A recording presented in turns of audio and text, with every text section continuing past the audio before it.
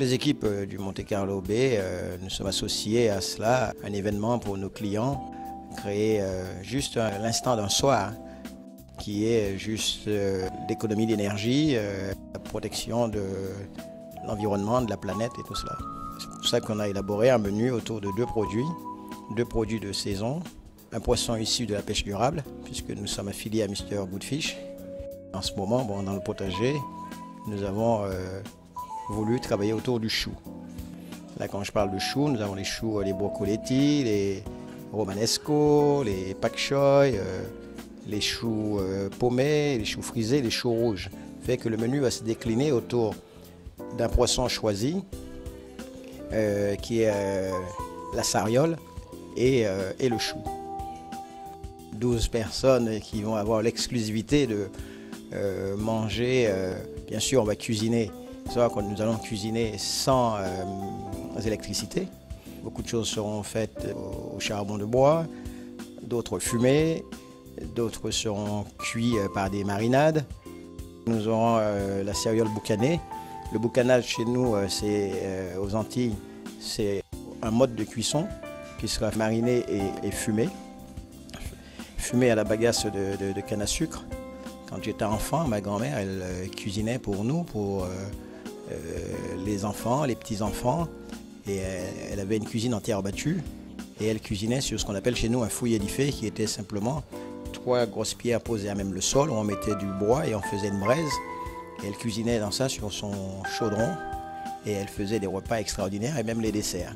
Alors, ce qui fait que, pour revenir à cette époque, qui n'est pas pour moi si lointain, est un souvenir de déjà vu. Et aujourd'hui, de pouvoir le faire ici à Monaco, et en plus pour une raison écologique et je dirais même économique. Ce que nous faisons, nous ne le faisons pas pour nous, nous le faisons pour nos enfants.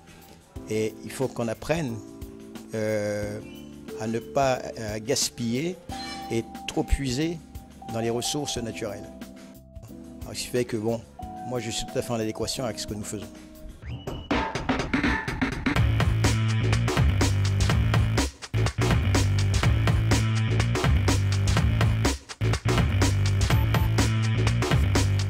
De 20h30 à 21h30, on va être dans toutes les lumières de l'hôtel en faveur de l'action pour l'environnement mondial qui s'appelle Earth Hour. Et tout simplement, je trouve que c'est une action tout à fait honorable, correcte, et tout le monde doit jouer le jeu, en tout cas nous en particulier. On a fait un cocktail signature, le Blue Gin Mojito. On est parti sur une base de Mojito, à base de gin, pour reprendre le nom du bar, à base de alizé bleu et de curaçao. Et on a mis un petit grain de folie, on a pris de la carboglace et on essaye en fait devant les gens, dans l'obscurité et avec les lampes, de faire fumer ce cocktail. Donc les gens sont surpris parce qu'on amène le cocktail à table et ils ont un cocktail qui bouillonne, qui fume. On a éteint le plafonnier de la terrasse de 20h30 à 21h30 et on a mis, comme vous pouvez le voir, on a mis tout le bar dans l'obscurité, et ce qui donne un monde un petit peu imaginaire pendant une heure. On a Siméon qui est venu et qui fait pas mal de tours avec des tours de lumière.